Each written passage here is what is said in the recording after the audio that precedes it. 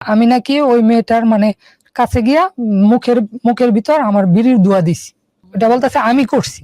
তার কারণে মেয়েটা নাকি বলে মানে শ্বাস নিঃশ্বাস বন্ধ হয়ে গেছে, আর সামনের বাসায় নিয়ে পানি টানি ঢেলে ঠিক করছে, এটা বলতেছে। এটা বলার পর আমি তো মানে অবাক, যে আমি তো জানি আমি এমন কিছু করি নাই, তো আমার উপর কেন চাপাইলো। তখন মানে এরপর দিন থেকে মানে ওই এলাকার যত স্টুডেন্ট আছে সব স্কুলে আসা বন্ধ করে দিছে, মানে ওই গ্রামের মানুষেরা সবাই মিলে বন্ধ করে দিছে, যে এর যদি সুষ্ঠু বিচার না হয় তাহলে কোনো স্টুডেন্ট স্কুলে যাবে না। এটা মানে কার ব্যাপারে সুষ্ঠু বিচার চাচ্ছে? আপনার পক্ষে চাচ্ছেন, আপনার বিপক্ষে? আমার বিপক্ষে। আচ্ছা আচ্ছা, মানে আমি ওই মেয়েটাকে এরকম একটা কাজ কেন করলেন? হ্যাঁ হ্যাঁ হ্যাঁ, ঠিক আছে, ফেয়ার ইনাফ। পরে পরে ওরা মানে স্কুলের স্টুডেন্ট সব স্যাররা মিলা বলছে যে ঠিক আছে আপনারা স্কুলে আসেন, আসলে আমরা বিচার করবো, যদি ও এরকম অপরাধ করে থাকে তাহলে আমরা বিচার করবো। তো কিন্তু ওরা মানছে না, মানে ওদের এলাকায় গিয়া যা করার করতে হবে। তখন আমাদের আবার পরীক্ষা চলতেছে, রাত পয়লে পরীক্ষা, তো রাত্রে আবার আমাদেরকে ডাকাইছে।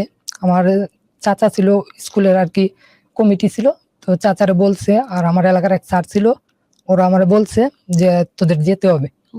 আচ্ছা ঠিক আছে আপনারা যাইলে সমস্যা কি। তো রাত্রে 10টার দিকে রওনা দিয়েছি। তো আমার যেটা যে ও বলতেছে অনেক বাজে ভাবে বলতে, যে ওই মেয়ে যদি তোর সামনে দিয়ে মানে উলঙ্গ হয়ে থাকে তো তাকাইতে পারবি না, এভাবে আমার চাচা আমাকে বলতেছে। তো ওই ব্যাপারগুলো আমার মানে খুব খারাপই লাগছে, যখন বলছে তখন খুব খারাপ লাগছে। তো আমি কিছু বলি না, আমি মাথা নিচু করে রাখছি। আর আমাকে এলাকার স্যার ছিল একজন, উনি অনেক বুঝাইছে যে এখন পড়াশোনার সময়, এখন এরকম করা যাবে না, মানে অনেক বুঝাইছে, যে অনেক বুঝাইছে। যাওয়ার পরে ওই মেয়ের বাসায় গিয়ে বসলাম, বসার পরে বললো যে কি, মেয়েকে জিজ্ঞাসা করলো যে কি হয়েছে আসলে। তখন মেয়েটা বলতেছে যে আমি আসতেছি, আমি কেন রিলেশন করবো না, এই কারণে ও মানে রাস্তাঘাটে প্রতিদিনই বিরক্ত করে, আর বিরক্ত করে আমি মানি না দেখে, আর পর আমার মুখের ভিতর মানে সিগারেটের ধোঁয়া দিছি। তো আমি তো মাথায় হাত দিয়ে রাখছি, কারণ আমি তো এরকম কিছুই করি নাই।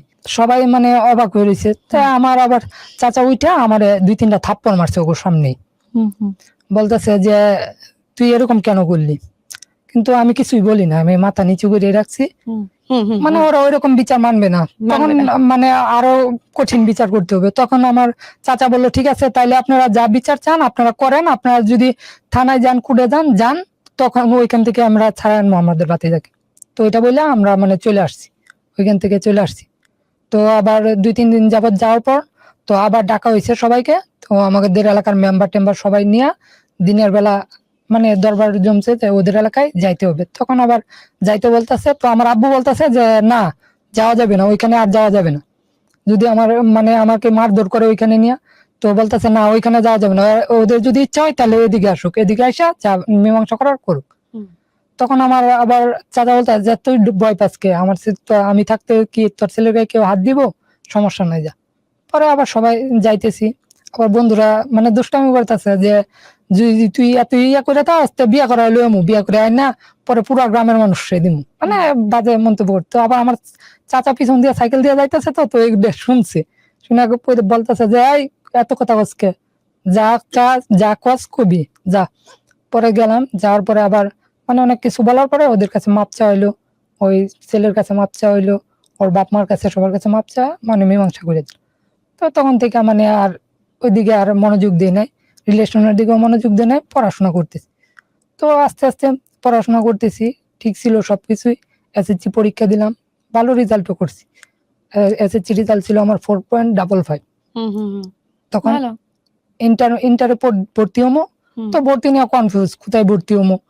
তো আমি আবার টেকনিক্যাল লাইনে পড়ার ইচ্ছা ছিল, তো অনেক জায়গায় অ্যাপ্লাই করছি, কিন্তু যেসব জায়গায় করছি মানে এই পয়েন্টও ধরে না। তো সরকারিতে করছি তো এই কারণে পয়েন্টে ধরে না, আর এমনিতে প্রাইভেটে পড়লে তো অনেক টাকা পয়সার প্রয়োজন, তো আমার ফ্যামিলি তো এরকম দিতে পারবে না। তো তখন আর মানে এলাইন চিন্তা ভাবনা বাদ দিছি। বাদ দেওয়ার পরে মানে আমার আম্মু বলতেছে যে আমি তো এত টাকা পয়সা দিতে পারবো না, কারণ আব্বু তো দেয় না, পড়ালেখার করা দেয় না, তো মানুষে কতদিন আর দিবে। আর তখন আপনার বাবা কি করতো? ওইরকমই মানে খেলাধুলা করতো, কৃষি কাজ করতো, মানে কৃষি টাকা ইনকাম মানে করতো, সে টাকা ইনকাম করতো, কিন্তু at the same time সে হ্যাঁ, টাকা উড়ানোর মতো হ্যাঁ। রাস্তাও তার কাছে ছিল জানা। মানে আচ্ছা, হ্যাঁ, টাকাটা ফ্যামিলির কাজে লাগাইতে পারতো না, কাজে লাগাতে খেলাধুলা পারতো করে না। নষ্ট হ্যাঁ, করতো। ঠিক আছে, তারপর? কিন্তু এমনি আমাদেরকে আদর করতো, আদর করবো না কিন্তু মানে সব সময় না, যে সময় পকেটে টাকা ছিল তখন খুব আদর করতো। আচ্ছা, আর এটা তো সিস্টেম হ্যাঁ, আসলে। এটা তো ওনাদের একটা মেন্টাল সেটআপ। যখন টাকা থাকে তখন তখন সব খুব ভালো হ্যাঁ, থাকে। টাকা আর না যখন থাকলে টাকা না থাকতো অত্যাচার বেড়ে যায়। হ্যাঁ, তারপর? তখন মানে আমরা যখন তখন আম্মু বলতেছে যে তো তোর কারিগরিতে ভর্তি করে দেয়, ওইখানে তুই পড়াশোনা কর। হুম। তো চিন্তা ভাবনা করে দেখলাম যে যদি অন্য জায়গায় ভর্তি হই তাহলে তো টাকা লাগবে, যদি নরসিংদীতেও ভর্তি হই সদর দিকে। এই সুমন মোল্লা জয়েন করেছেন। Thank you Suman, thank you so much. I thought আপনাদের কাউকে আমি পাবো না, but thank you so much. আচ্ছা, হ্যাঁ, তারপরে? তারপরে বললাম ঠিক আছে আম্মা, তাহলে কারিগরিতে ভর্তি হই, যাওয়ার হইব। আমাদের পরে টেকনিক্যাল টিমকে একটু যদি বলি। তারপরে? তখন কারিগরিতে ভর্তি হলাম। হুম। ভর্তি হওয়ার পরে আবার আমার দাদা আব্বা রাগারাগি করতেছে আম্মার মানে সাথে। আপনি এইচএসসি তে ভর্তি না হয়ে ডিপ্লোমায় ভর্তি হয়ে গেলেন। হ্যাঁ, হ্যাঁ। হ্যাঁ, আচ্ছা, ঠিক আছে। তখন আব্বা আম্মা মানে আমার দাদা আর আমার আব্বু অনেক রাগারাগি করতেছে যে আমি এত ভালো স্টুডেন্ট হইয়া কারিগরিতে ভর্তি হইলাম। তো এই কারণে কি আম্মুর সাথে আপনার আব্বা আর আপনার কাকা? দাদা দাদা আপনার আব্বা আর দাদা? হ্যাঁ রাগারাগি আপনার করতেছে। আপনার আব্বা রাগারাগি করবে কেন? আপনার আব্বা আপনাকে টাকা প্রোভাইড করলে তো আপনি ভালোটা ভর্তি হতে পারতেন। ঠিক আছে, কিন্তু মানে করবে না, কিন্তু রাগারাগি ঠিকই করে। আর রাগারাগি করতেছে। তখন আম্মা বলতে আপনারা যদি এত ভর্তি করার ইচ্ছা থাকে তাহলে আপনারা নিয়ে করেন, জেনে খুশি এনে করেন।